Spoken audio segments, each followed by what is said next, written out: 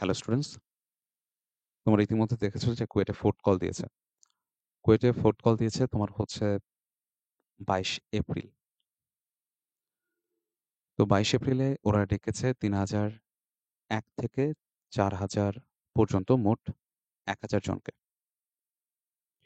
এবং আর্কিটেকচারে তোমরা দেখেছো যে ২৪১ থেকে ৪০০ র‍্যাংক অব্দি রেখেছে। এবং তোমরা অবভিয়াসলি জানো যে তোমার হচ্ছে নোটিস বোর্ডে দেয়া আছে ১৪৭ টা জেনারেল সিট ফাঁকা আছে আর ২২ টি তোমার হচ্ছে আর্কিটেকচারের সিট। তো এর বিপরীতেই এই কলটা দেয়া। তো এখন যেটা ১ম প্রশ্ন সেটা হচ্ছে যে সিট ১৪৭ টা ফাঁকা থাকলে কেন ১,০০০ জনকে ডেকেছে? তো তোমাদের এইখানে এর আগেও একটা প্রশ্ন ছিল। সেটা হচ্ছে তোমার যখন থার্ড কল দেয় তখন আ সিট তোমার হচ্ছে ফাঁকা ছিল 400 সামথিং বাট এত বেশি কল দিচ্ছে কেন?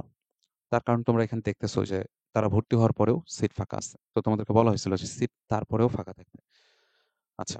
তো এখানে যেহেতু ২২ এপ্রিল তার মানে তোমার হচ্ছে প্রায় ১ মাসের ব্যাপার।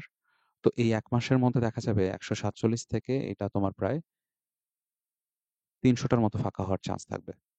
এটা আমার পার্সোনাল তোমার হচ্ছে মতামত।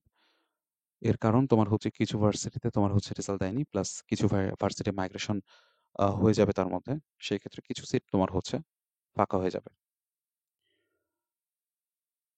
তো এই ২২ এপ্রিলে তোমার হচ্ছে দেখা যাবে যে তার সমসাময়িক সময় তোমার হচ্ছে রুয়েটে,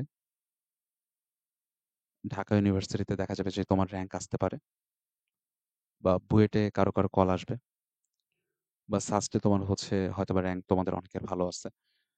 তো সব মিলে দেখা যাবে যে তুমি একটা কনফিউশন এ পড়ার চান্স ভালো থাকবে।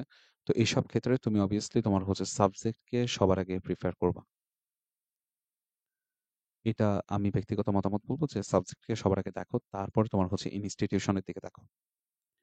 ঠিক আছে? তোমার যেটা তোমার হচ্ছে পার্সোনাল ইচ্ছা আরকি যে আমি অমুক সাবজেক্টে পড়তে চাই। ওই সাবজেক্টটা তুমি যেখানে পাচ্ছ সেটাকে প্রিফার করার ট্রাই করো। ঠিক আছে? তো আরেকটা যে প্রশ্নটা তোমরা অনেকে করেছো সেটা হচ্ছে যে আরো মাইগ্রেশন হবে কিনা বা আরো তোমার হচ্ছে কল দিবে কিনা? সেক্ষেত্রে আমি ব্যক্তিগতভাবে মনে করি যে 5th কল থেকে 6th কল পর্যন্ত যেতে পারে। এটা আমি প্রেফার করতেছি যে 6th কল পর্যন্ত যাওয়ার পসিবিলিটি আমি এখনো দেখতেছি এবং 5th কল যাবে আশা করতেছি।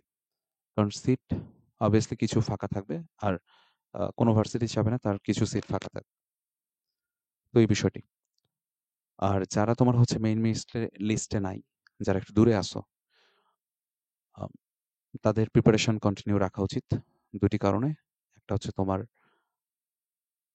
তুমি সিউর না যে তুমি সাবজেক্টটা পাচ্ছ কিনা এবং দ্বিতীয়ত তোমার হচ্ছে আম কোন কিছু নিয়ে ব্যস্ত থাকাটা এই মুহূর্তে জরুরি।